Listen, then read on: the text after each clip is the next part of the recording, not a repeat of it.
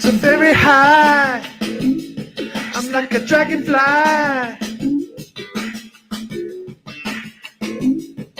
Above the trees, over the seas, in all degrees, to anywhere I please.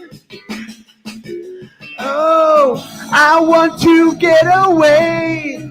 I want to fly away. Yeah, yeah, yeah. What's up, Jordan? Hey, man, you were not kidding when you said you do karaoke in the beginning of the show. I fucking get after it, my friend. I wondered if you were going to hit like a super high note in there and I was going to lose it. You know, like I was going to lose my shit. I'm a solid 5 out of 10 on a good day at singing, so there's no way that's happening. Yeah. Maybe I should have asked for Smashing Pumpkins now. I'm not sure. I should have went for it. Man, you know, a little melancholy. Oh, man, welcome to the Greatness Machine. I'm your host, Darius Mirshahzadeh, and boy, do we have a special guest today. My main man, Jordan Harbinger, on the mic. What's up, brother? How you doing, man? You're lazy with your own last name. Like to me, it looks like Mirshahzadeh. But you just said like Mirshahzadeh. You just like you just kind of slathered it out there. You don't even try. I just like it just rolls. Yeah, you didn't even put any effort into that. No, just blah. Oh man. Well, hey, welcome to the Greatness Machine, guys. I'm your host, Darius Mirshahzadeh, and as you guys know, Greatness Machine, we're about two things: people living their passions and those creating greatness in the world. And Mr. Jordan Harbinger, wow, greatness is like your middle freaking name. So I can't wait to get after it. Yeah, dude. Like I knew a little bit about you and I've listened to some of your shows, but then I started doing research on you. I'm like, I want to be Jordan when I grow up. So we're going to be diving into that. Do you mind if I do a little bit of housekeeping, my friend? Do it, man. Do it. It's your show. All right, guys, we're live. So ask us questions, start a watch party, hit the like button, hit the love button, hit the hug button, hit the whatever button. We're going to be getting after it here with Jordan in just a second. But, man, I just want to say this. So I'm watching my buddy Barry Magliardi, who's throwing some comments in here, two of the best by Barry. I'm watching his show, and you're on it down under. He's down in Australia. I guess he was in Bali maybe when you did his show. And I was like, dude, I want Jordan on my show. So I hit you up, and you were so gracious to come on, man. I'm so happy to have you here. And, man, here we are. But I always like to give a little bit of the origin story of like how this came to be. But I want to give your formal background. Do you mind if I do that? Go for it. Yeah, sure. Dude, you have a ridiculous background. Like I was a weird kid. I'm a weird adult, but I was even more of a weird kid.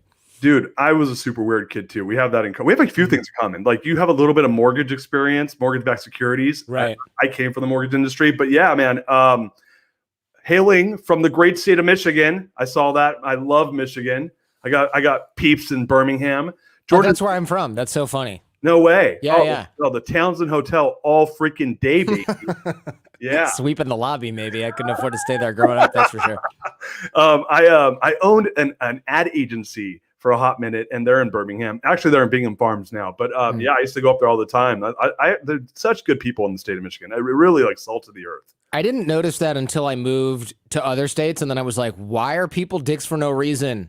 And then, you get used to it, like when you go to New York and you're like, oh, okay, they're not dicks, they're just really honest. And then you move to LA and you're like, they're not honest and they're dicks? Yeah. No, these people are just bad. This is just not great people. Hollywood specifically. Yeah. I was like, I'll hard pass on living here any longer. I live in NorCal. The worst. I grew up in Southern California. I'm Persian, which is like basically like little Iran. Yeah. And then I moved to San Francisco and lived there for 17 years. And now I live in Austin, Texas. So, but I will say, man, some of my favorite people in the world, all Michigan people. So I love seeing that about you, dude. That's like one of the common patterns right now is wherever, grow up wherever and then move to San Francisco and then move to Austin because San Francisco is so poorly run and there's literal feces everywhere. Dude, I moved to San Francisco 2001. I didn't take the detour you took, which is going into New York, which I freaking love New York. But I went to San Francisco 2001, like fresh out of college, lived there till 17. And then I was just fucking over it. And I was like, get me out of here. My wife's family lived in Austin. And I'm like, and I'd been going there since 2004. And I'm like, dude, that place is so cool. And it was like, and by 13, I'm like, I'm out. I'm moving to Austin. It took me a few years for business reasons. But yeah, man, this place, like Austin is like what San Francisco was 15 years ago. That's what I thought. That's kind of what I figured. I wanted to move to Austin a long time ago, but I can't because my wife's family lives here. And so we're building houses here and stuff like that. And also, since I'm essentially my business has one employee and then a bunch of contractors, it's okay for now. Yeah. But I don't blame most people for moving, especially if you can like run your company somewhere else. Dude, I will say that. Yeah. And it's funny. I mean, even given the business you're in of, doing radio and podcasting, I mean, this is like a hub for podcasting. Definitely. Right? This is like it's crazy who's coming here right now. So, I mean, Joe Rogan just came here and there's a bunch of other people here right now. And I came just because for family. And then now I'm like, wow, I kind of feel like I keep telling people this. I'm like, I feel like Austin's the center of the universe right now. And I mean, obviously I live here, so I'm biased, but I mean, Tesla just came here. I think Samsung's coming here. Apple's, building a campus here. I mean, there's a reason why all these people keep choosing Austin. Yeah. I think it's only a matter of time. I mean, buy property. That's the moral of the story. Buy as much property as you can afford right now in Austin, Texas. Yeah, I was telling some friends cause I'm in a CEO forum that's in San Francisco, and they came out here for a forum retreat, and I said, I feel like it feels expensive because it's gone up like crazy here over the last like 5 or 10 years. I said, I feel like this is like saying like Silicon Valley was expensive in 1981. Yeah. You're like, oh, it's so expensive in Woodside. Yeah. Like $300 per square foot. Get out of here. I'm not paying that. Imagine when it's $4,000 a foot. Yeah. It's like $60 a month for parking. That's ridiculous. Yeah. You're out of your fucking mind. Yeah, exactly. My parking spot in San Francisco was $550. No, dude. Yeah. I own an apartment building there, and I charge for tandem parking $500. That's where they got to like move their cars to back out. So ridiculous. I will say this, man. It's getting like a lot cheaper there with COVID right now. So we'll see if that I don't think it'll stick. I think it's going to go away pretty quick. But right now it's cheap, so get on it if you can. Dude, I'm gonna read through your bio, and then I wanted to say a few things. So Jordan's an American lawyer. I think recovering lawyers, probably. I mean, dude, right? I mean, I'm a recovering CEO. You're definitely a recovering lawyer. Turned social dynamics expert and entrepreneur. Jordan interviews world's top performers, from legendary musicians to intelligent operatives, iconoclastic writers to visionary change makers at the Jordan Harbinger Show. And dude, 11 million downloads a month. What the fuck? That's amazing. You were about to say that's bullshit, but that's funny. No. Fuck this guy. Yeah, I'm pissed.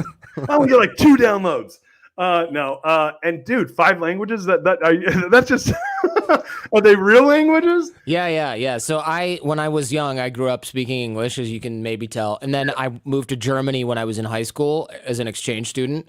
But I ended up in the former East Germany. So the whole like, don't worry, everyone speaks English. I got there and people were like, dude, we speak Russian and German. And then like some people speak basic English. But it wasn't like in West Germany when I went there for visits and everyone spoke English and was like anxious to practice their English. I was the only American they'd ever met. So I basically just I had to learn German. It was either have no friends and not do anything for a whole year or learn German. And I quickly was like, I can't keep swimming upstream. So I learned German, and it turned out really well. It turned out I had a thing for languages. Yeah. And then after that, I started studying Russian, which I don't speak anymore. And I moved to Ukraine for a minute, came out, had pretty decent, like basic Russian. And then I moved to a country called Serbia, which is in the former Yugoslavia. Yeah. And I worked there for over a year. And so I learned Serbian, but then I also forgot it really quickly for some reason, because I never got to that point where I got with my German, where I was like able to basically dream in it. It never really happened with Serbian because there was a lot of English there. Yeah. And then as I got back, I was like, oh, I'm pretty good at languages. What else should I study? And I thought about Russian, and then decided, I was going to North Korea at the time, like on and off, like every 6 months. Yeah, why not? Because as one does. And I was like, I'm going to learn Korean. And then I started taking Korean classes in LA. And I remember the teacher said, yeah, it's a really hard language. The only harder language than Korean is Chinese. And I was like, maybe I'll just switch to Chinese. Because if I learn Korean, I can speak to like 40 million Koreans, right? South Koreans. And, because North Koreans aren't even on the internet. So just forget it. So I was like, all right, 40 million. And then I was like, oh, let me Google how many people speak Chinese. Holy moly, 1.3 billion, and probably going to double in our lifetime. Like, okay, this is not even it's it's foolish of me to invest in Korean as a hobby language when there's Chinese and it's the same level of difficulty / actually it's way harder, which they don't tell you. Right. But because of the symbols, the characters and everything. Yeah. Total bait and switch. Total bait and switch. Yeah. Total bait and switch. But I started learning Chinese and then I was like, this is not, I'm doing it and I'm invested enough. And then I just kept learning it. And then I thought about quitting because I was like, how much of this do I really need? It's taking forever. And then I met my wife whose family speaks Chinese and I was like, this may come in handy. And now it's been like 8 years. So I'm pretty good at Mandarin at this point. I can read, I can write. And I'm like, so now I'm at the point where I'm like, God, there's so much effort here. But it's like, am I going to quit after 8 years? Hell no. Oh, dude. Like, even if you hate something, you'd have to hate something to quit. And I don't hate Chinese. It just takes a lot of time. Yeah, but I mean, at least you get like, I mean, the reality is what 1/5 of the world speaks it. So you're golden there, Plus, I got to tell you, it never gets old busting out some Chinese when Chinese people are around and watching their heads explode because they never see it. Like, hey, bust some Chinese for us. 新年快乐. It means Happy New Year because it's Chinese New Year right now. Oh yeah, all right, awesome. Yeah. Awesome. Or like you can say anything, like somebody will say like and look, even ordering food, which is basic in any language, you can be like I'll have the Kung Pao chicken, or like, please give me the Kung Pao chicken, or give me a can of Coca-Cola, and they'll just be like, what? That's so good. And you're thinking, why did I read this article in Newsweek in Mandarin Chinese yesterday if all I needed to blow your mind was like ordering a Diet Coke or a can of Coke at this restaurant? Because like my Chinese teachers are like, no, dummy, the word is, timing, or what, the word is reconciliation. And I'm like, oh, I got to remember that one. Meanwhile, the waiter is like, Coca-Cola, which is Coca-Cola. Yeah, it's like really easy. So like the words that don't sound like English, they just are blown, like people get blown away by the fact, because there's just not that many non-Chinese that speak Chinese. There just aren't anywhere in the world. Dude, so listen, yours is way more extreme, but my wife looks like pretty much like a light blonde, light brunette version of you, like as a female. This is a really getting weird. It's a weird analogy. Yeah, I'm really, but she's like white, right? Like she's like a white person, and she's got fair skin and kind of fair features. And she speaks like with a freaking like gnarly accent Spanish. She lived in Mexico. Her mom's Mexican. But you look at her, she looks like kind of like white person, right? But she rocks Spanish hard. And when she speaks it, dude, I see what I've seen the look you're talking about. People are like, what the fuck? So I know exactly what you're talking about. I think that's hilarious though. You're like learning all the hard stuff. Oh, we got Johnny T. Two pretty sharp guys right there. Pretty sure Jordan's a fellow Seaholm Maple. I know John Tellinger. Yeah, that's funny. What a small world. Yeah, he's an old friend. And we had Nick Peterson. This should be on Clubhouse.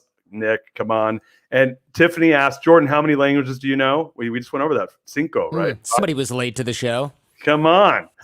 That's my assistant. So we got to be nice.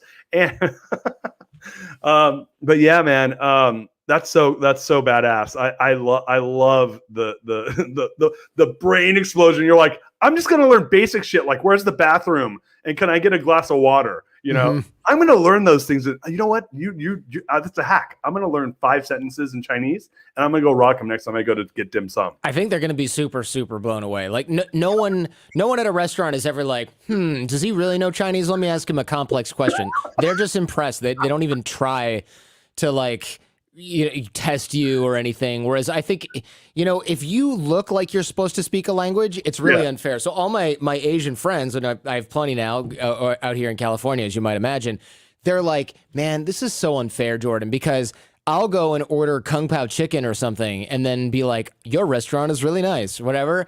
And they'll have a full-blown conversation with the waitress, and she's not impressed at all. And the guy's like, dude, I was born in San Francisco. My parents, I majored in Chinese in college. I have worked for a decade to be able to speak this way. It's like a Korean guy. It doesn't even, but they're just like, yeah, you better speak Chinese, Asian. Like, even Chinese people are like, you know Chinese. And it's like, you're Korean. I'm Korean. I'm Vietnamese, whatever.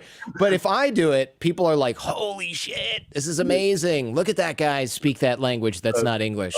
I'm gonna do. do? I'm going to do like a derivative sentence, like, "Hey, can I get my ice? Can I get my water without ice?" Like something where it's like not way basic. not normal, not basic. Yeah, I'm going to learn something really fucked up to say. Oh man, that's incredible. So hold on. So why the hell did you go to East? Did you go to Berlin?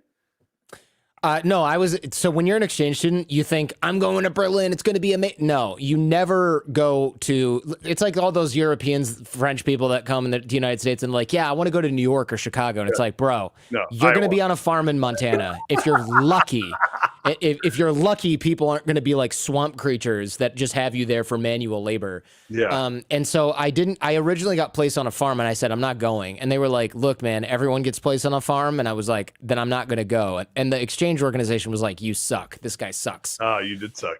Yeah, because you're not supposed to do that. Well, I would have done that. I'm not going to work on a farm. Hell no. And also, like, small town village life sucks anywhere. In America, in Germany, it's very similar. There's 10 kids in the neighborhood. They're all in each other's business. You're not interested in anyone romantically. They're never doing anything except for the same, they're all smoking in some barn like all the time. And they're bored because you can't ever do anything. And you're 3 hours away from the next town. So everyone takes a train in and then like drinks at a bar and comes home and you're like, my life is so boring. Yeah. But since I said no, they were like, well, you're not necessarily going to get a family placement and not go. And I was like, fine. And my parents were not happy because they were like, well, what happens if you don't go? You're just got to like go to senior year. And I was like, yeah, I'll just be a senior. Like, I don't care because I skipped my senior year. That was the thing that I'd skipped for. And luckily, a few months before going, or a few weeks, can't remember now, I got placed in this like mid-sized town that was not a suburb, but it was a city with like a couple 100,000 people. So I was like, all right, great. Yeah. And it just happened to be in the former East. And I kind of knew that it wasn't going to be, they were like, we got to warn you, there's 47 exchange students in Germany. 44 of them are in West Germany. 3 of you are in the former East Germany. One guy's in, Berlin. One guy's in like Magdeburg, which is like a capital of some state, basically, like being in Lansing, like Sacramento. yeah. And then I'm in Halle, which is like a Detroit-ish type city, and they're like, it's the former East. It's not super, like the city that you're in is famous for like chemicals and like things like that. And I'm like, oh, okay, whatever. But I went, and it was like, it was not a super great place to live in terms of a city. I loved it. My friends are awesome. My host family there is awesome. I'm still in touch with everyone. But like, it was kind of like the Detroit. It was a city where it was like kind of on a downward slide, whereas the rest of the whole country was kind of on an upward, going up. And they were improving things, but the improvements were like, oh yeah, it's so nice because when I was younger, the trees were all gray because there was a chemical residue on all of them from the manufacturing plant nearby. And it's cool. Like, there's so many colors now. And I'm like, that's the improvement we're looking at here. I was hoping for like fiber optic internet or whatever. I don't know, like whatever I was hoping for was certainly not the fact that like the trees aren't gray. The half-life of the nuclear activity here is not quite as bad as I mean, this, like, for people that don't know, former East Germany was it was a Soviet satellite state. It was like a brutally repressive regime with the Stasi, which are these secret police that were kind of like Gestapo, but communist. And it was it was sort of like North Korea-ish in terms of the repression on its citizenry. It was bad. And so, like, I met people that, like, had scars, and I was like, what are these from? And they were from, like, getting burned with acid from, like, working in a factory that had no safety, it's stuff like that. Or, like, people that had lost relatives trying to escape because there was a border with landmines. I mean, it was, like, no joke. So, but I loved it there because it was so different. But it took me a long time to kind of get over the fact that I was in a place with like skinheads, you know what I mean? And like neo-Nazis and crazy people like that. But I had an awesome, awesome family that I'm still in touch with. And it was one of those sort of like do or die situations. It was like, go home and just be done with this place, or like go all in and be like, YOLO, you're only here once. Like, you can't sit here and whine about how the food's not the same, or like you don't like the posters in your whatever, the like BS that teenagers complain about. I had to sort of like be like, no, I'm doing this. I'm going to learn German. I'm going to work hard. And I did. And it was so worth it. It was such a rewarding experience. Yeah, that's so cool. I mean, like for people that don't remember, there was a song by Scorpions, "The Winds of Change," which was about the falling of the wall that happened. Like, it was a big deal when that happened. Yeah. That's crazy. And so you were what, 17 when you were there, right? Yeah, I was 17. Yeah. Yeah. Mm-hmm. And was that the first time you had done anything international traveling by yourself? No, wait, yeah, by myself? Oh, certainly. Yeah, so I think the reason I decided to go on the exchange originally was when I was in middle school, I was kind of bored. I was getting in trouble. I was doing like a lot of bad stuff. Like I was doing like credit card fraud and stuff. Not like Jordan wrote his name with a Sharpie on the stall in the bathroom. It was like I was ordering like electronic parts and cellular phone stuff off of like catalogs with credit card numbers that weren't real, like bad. And then my parents were like, all right, he needs to get straightened out. But that summer, my best friend was leaving for like a month. And I was like, my parents were like, oh my God, he's going to get in so much trouble if he's like left to his own devices.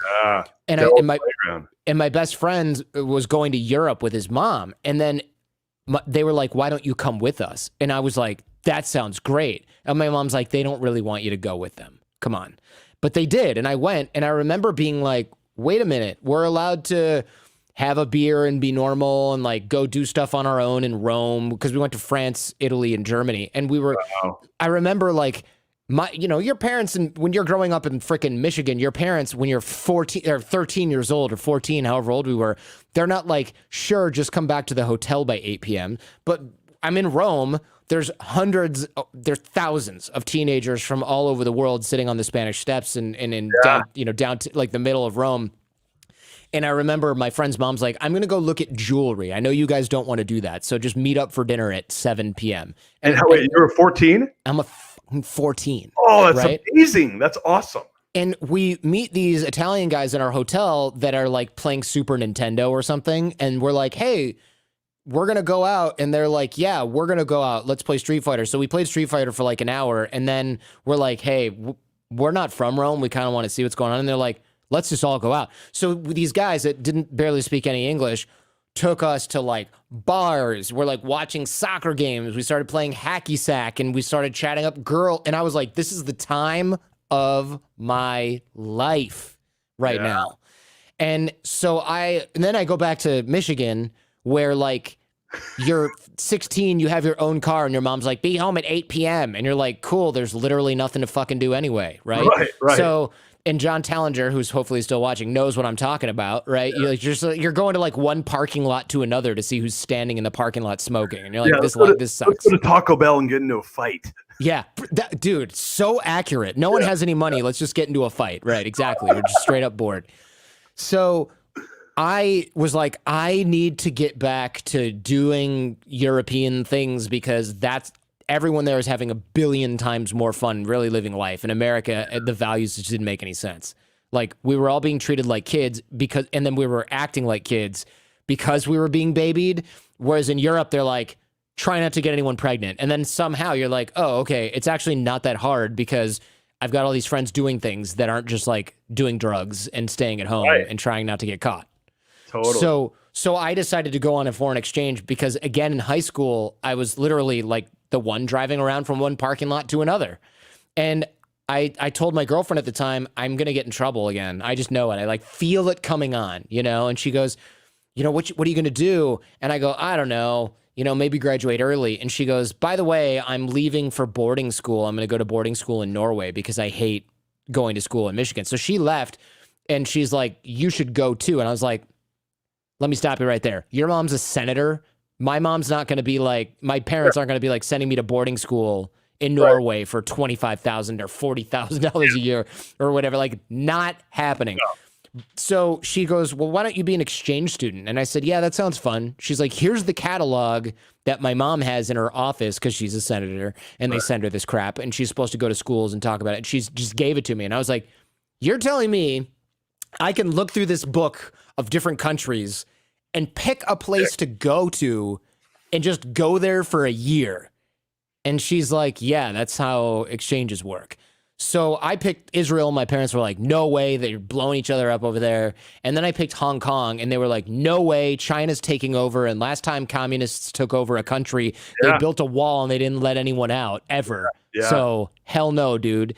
And then I was like, all right, fine. So I basically said, somewhere in Europe. Is that going to fly? And she's like, great. I didn't like French. I didn't want to go to Australia or the UK because they spoke English and it didn't make any sense. I think I basically just spun the globe and hit Germany, or spun the European map anyway and hit Germany. And that's how I ended up there. And it, like I said, it was definitely the most rewarding experience of my life. And now I realize, like, you really, as a kid who's precocious or whatever the word is, you have to get out and do stuff. I am a firm believer that there are huge numbers of people that are in prison right now because they were straight up, like, not challenged. And so they started a business doing something that got them in trouble, and then they went to jail. Like, I'm not talking about violent crime, but when I do work in prisons, there are guys in there that are, like, in there for various types of fraud, and I'm like, bro, you were literally just bored. 100%. You're so smart. You should have been an engineer. Totally. Yeah. Like, do you do like Defy, or do you do Hustle 2.0? Yeah. Hustle 2.0, Defy. Yeah, I've done both, actually. Yeah. I know Cat Hoke. Okay. Yeah. I was supposed to do Hustle 2.0, and my plane from New York got freaking canceled. I just sleep on the floor of Terminal 4 in JFK. It was the worst. Gross. Yeah, it was so gross, and it sucked because I missed my trip for Hustle 2.0. But anyhow, John Tallinger says, don't ask why I still live in Michigan, Jordan. No, why? You know, it's probably, here's the thing. I'm sure it's fine when you're an adult. The problem is, and I guess this is probably true for literally anywhere you live at this age, but in America, I should say, in America, ages, let's say 13, 14 up to 18, you're treated like a fucking baby. Yeah. But you have a mind of a really immature adult that wants to go learn and explore things. And everyone's like, nah, just memorize this verb table of Spanish or French verbs, and also a bunch of dates in history. And you know, we're going to take no field trips, and there's not going to be anything hands-on, and you're going to have to be in class with some of the dumbest people that you know, and, you know, even if you're smart. And then you've got to work really hard because you have to get into a good college and then go into... So, like, you don't feel like you have anything to look forward to that's right around the corner. Mm-hmm. And so you spend high school just being like, whatever. And if you're an adult, I'm sure it's fine. There's a lot of things going on everywhere. But I see this even here in California. I see kids, like, smoking in front of a 7-Eleven, and I go, there's just nothing for them to do. No, like, there's just nothing for them to do. So I'm a firm believer that, like, I've got to figure out what to do with my kid. He's only 18 months old now, but when he's old enough, I'm like, we got to get this kid out of the rigmarole of, like, going to and from meaningless courses, because it just drains your ambition in your brain. And it just, it's such a time in your life where most kids, I think, need way more stimulation than they were getting in high school. Well, when you look at, like, I was just thinking, you're having me think, like was it Alexander Hamilton, like, 17 when during the Revolutionary War, and they're writing he's, like, literally writing the Declaration of Independence when he would have been a senior in high school now. That's crazy. I did not know that. That's wild. Like, those dudes were, like, all, like, 17, 18, 19. You look at 19-year-olds now, they're like, because they're infantized or whatever. Infantilized, yeah. Infantilized, yeah. Like, I totally butchered that word. Just like your last name. Can't even pronounce it. Infantilized. So, yeah, they're infantilized so badly that they act like children, right? Yeah. Like, oh, yeah, look, I'm a baby. My mom and dad treat me like a baby. I'm on the other end of the spectrum. Give them jobs. Let them go do cool shit. Give them space. And let them fuck up, but, like, you know, throw them some guardrails so they don't fuck that badly, you know? Yeah, it's harder here in the States than it is in Europe. Like, in Europe, you can say, all right, you're 16. I know you saved your money for a train ticket and your friends want to go skiing in Italy. Just be careful. Here's 400 euros that, you know, your Christmas and birthday present combined, and we know where your hotel is, and you're going to take a train there. And yes, you're going to be drinking and staying with girls, but, like, whatever. Yeah. Whereas in the United States, you tell a kid that he can go on a trip with his friends, and you're like, you get a call at 4 o'clock in the morning from the police or the hospital, you know, and you're just like, you can't sleep at night. It's way too dangerous. Everything's far away. Europe, you don't have a ton of violent crime, a ton of gun crime. Yeah. Italy is a car ride away for the adult to go pick up their kids in an emergency. It's a train ride away for them. They don't have to drive. Drinking is legal, so they're not trying to buy beer in a back alley from a sketchy person with, like, you know, cash. It's a totally different environment that's a lot safer for people that age to, like, kind of just make screw ups and go around and you know, it doesn't result in, like, serious bodily harm most of the time. Yeah, dude, US sucks. We got to change our shit. So I think a lot of it stems from like Puritan, like It does. you know, this like punishment and, oh, you can't do anything bad. I'm like, listen, man, when I was in high school, people were drinking, they were fucking, they were doing all the same shit that you don't want them to do. And then I'll be around parents now, and they're like, oh, my son doesn't do anything. And I'm like, yeah, he does. I know he, and if he doesn't, he's going to do way more worse shit later. Yeah, like, definitely. I know there were parents that like, oh, well, we let our kids drink in the house. I'm like, not super wise. Yeah. Not because of your kid, but because of the other dumb kids who've never had a sip of alcohol in their life and the fact that you're going to get sued. But there is some sort of logic to this where I think the kids whose parents really let them run amok, those kids got messed up. But there were parents that knew how to give like enough space for the kid to do just enough to develop.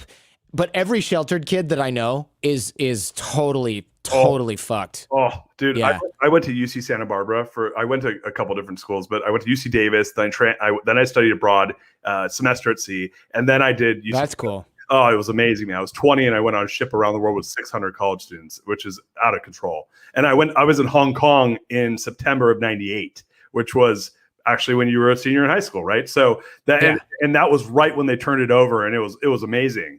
But yeah, I was running muck and it was fun. And there was kids when I got to Santa Barbara whose parents had babied them who went absolutely apeshit. I mean, like started doing hard drugs, drank like you never have seen. And that was it's a cliche, right? These sheltered kids get to college and literally it's like no off switch, party their way, flunk out, go home, you know? And I'm like, those parents didn't prepare them for this experience.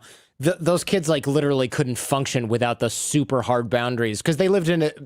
Look, we're talking about repressive societies.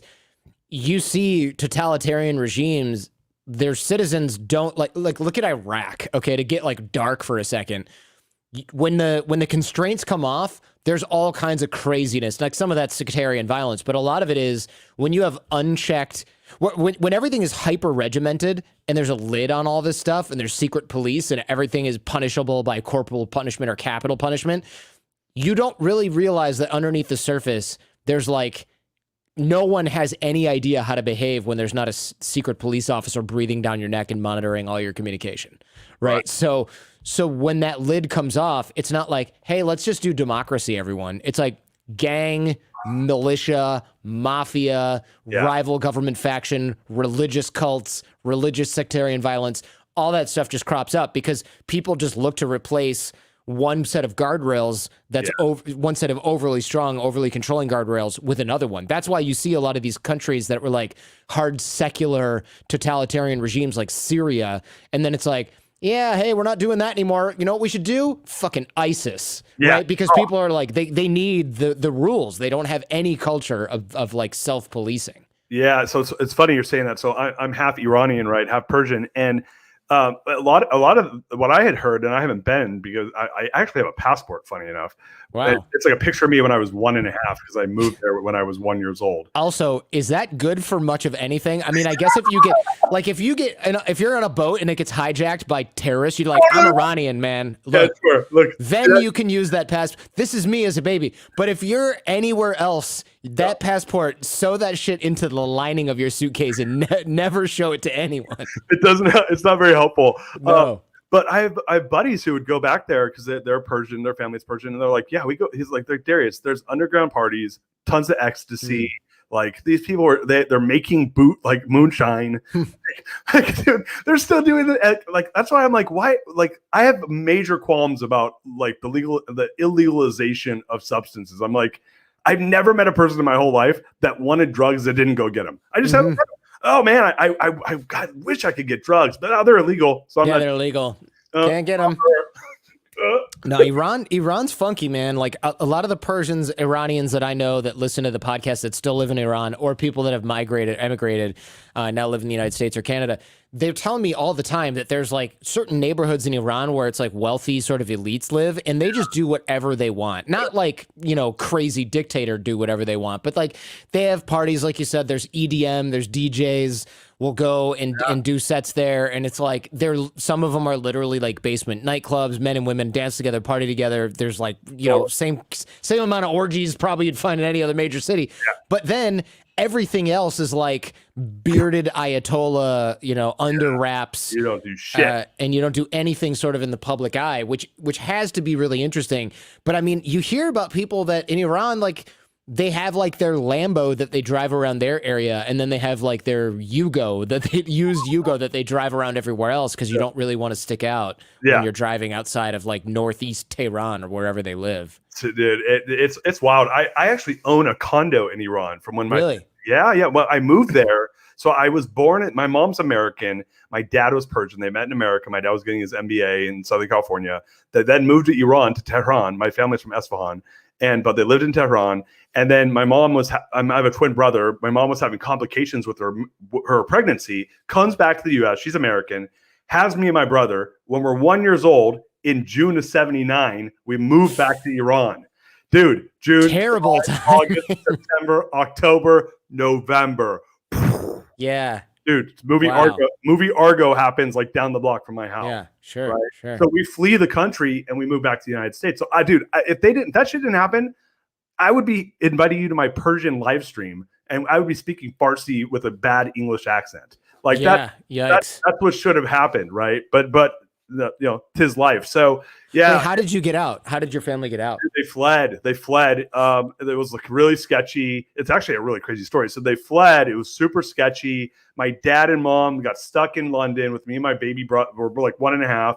They end up getting into the United States. My dad goes back by himself. Why? Well, because he had all his assets and stuff. He was trying to get out of the country. Oh man. So for 18 months, right? This is from like the beginning of 1980 till like the middle of 81. He's like selling like money on the black market and swapping shit and then basically smuggling money out of the country to get to the United States so he could build his life in the United States. He gets stuck in Paris and they wouldn't let him back in the United States because of what was going on in Iran. My mom has to get a congressman involved and it takes like a month to get him back in the United States. So it was like a 3-year ordeal almost. Dude, those stories are also crazy. Man, it's all the people who fled Iran always like it's always like, yeah, we rode a camel for 5 days. Yeah. And I'm like, yeah, right. And then she's like, no, really, I rode a camel for 5 days, across the desert, across like the mountains to get into Iraq or some other country. Kuwait. To get into Iraq, but probably not Iraq because landmines and killing.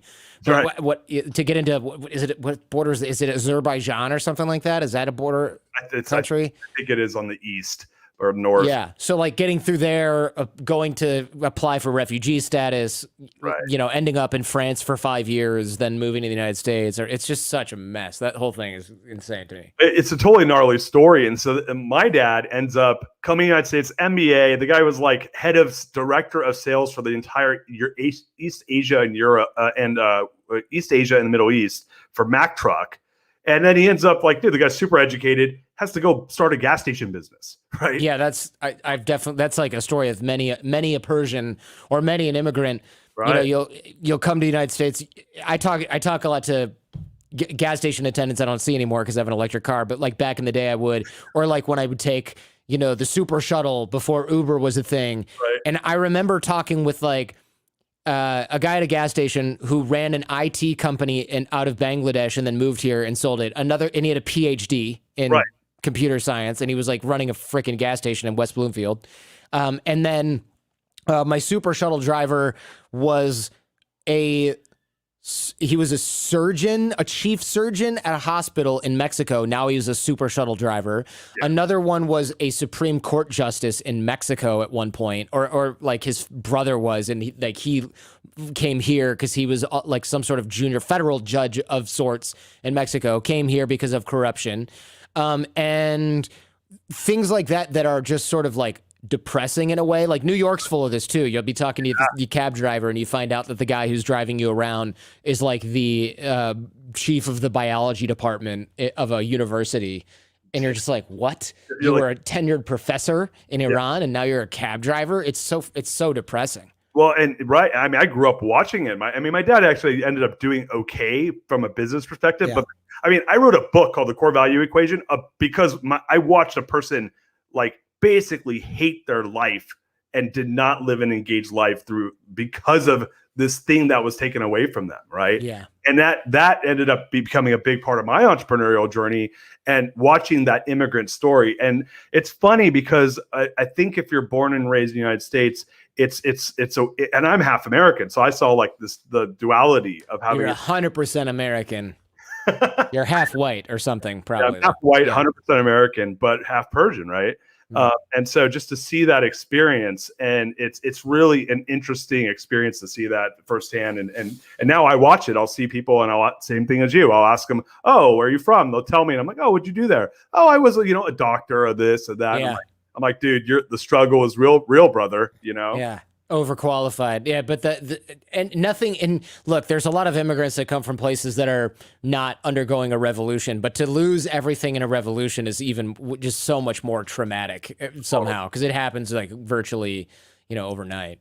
Totally. Well, dude, like we just got started. Man, I was looking at your profile, and I'm like, you've done 468 shows for your new show, the Jordan Harbinger Show, and I picked some of my favorite people that have been on the show. I just want to tell you McConaughey, Steven Schwartzman, CEO of Blackstone, Seth Godin, Russell Brand, Oliver Stone, Ray freaking Dalio, who I fucking love, Bob Saget, who I love, Bill Nye, Neil deGrasse Tyson, Tony Hawk, Simon Sinek, Dennis Rodman, Malcolm Gladwell, Kobe Bryant, Moby, and Chris Voss, dude. Those are just I just cherry picked my favorites. I want to ask you a question. So yeah, if you had to start over today, today's you quit your lawyer job, it's 2021. Sorry, not 2001, 20 years later, 2021. Oh, okay. I was like, geez, I don't know what technology was available. Yeah, and the environment is as it is right now. Can you actually recreate what you have? You're at ground zero today to go build what you have. How would you do that? Yeah, I mean, this is one of those not so interesting answers, probably, because the answer is really you throw money at the problem, right? So, well, first of all, do I have my skill set of interviewing, or do I have to rebuild that? You have this is Undercover Billionaire, where you have a skill set, but it's like your undercover podcaster. Got it. So you're starting at ground zero. Yeah. So because building the skill set's what takes a really long time, but building the show was a matter of go on as many podcasts as possible so that people know where I am, what I'm doing, what I'm interviewing, the mission of the Jordan Harbinger Show, all the things we're discussing. And then it's buy a crap ton of placements, ads, things like that to grow, and any sort of digital footprint. But honestly, I've gotten just as much, if not more, of an audience by going on other people's shows, and then they're like, hey, this guy's kind of interesting. I wonder what the Jordan Harbinger Show is like. That's the best form of advertising. And then paying for advertising works also. So if you can't spend $400,000 a year, or $500,000 a year, whatever it is, on ads, don't worry. You can build your show by going on other shows. I mean, that's how most people build their shows anyways. So it's not magic. And a lot of people think that building a business is some sort of magical journey. And in a way it is, but really once you get product market fit, it's about getting people to freaking realize that it exists. And then you're halfway there. So let me ask you a question about that. So, I mean, I'm going on a bunch of shows right now. And I kind of got to the point with my assistants where I'm like, look, unless they have a decent following, I'm over it. It's time consuming. I'm really busy, and I'm trying to figure out what the hell I'm getting out of it, right? So again, it's ground zero. How do you you don't have the card to say, hey, I want to get on some badass show, how would you navigate that part of it? Yeah, I mean, I would go on what I did when I started again, because I had another show before this one that I ran for 11 years and I had 700 episodes of. Yeah. And then I had a split with my business partners over the direction of the business. And I ended up just starting fresh.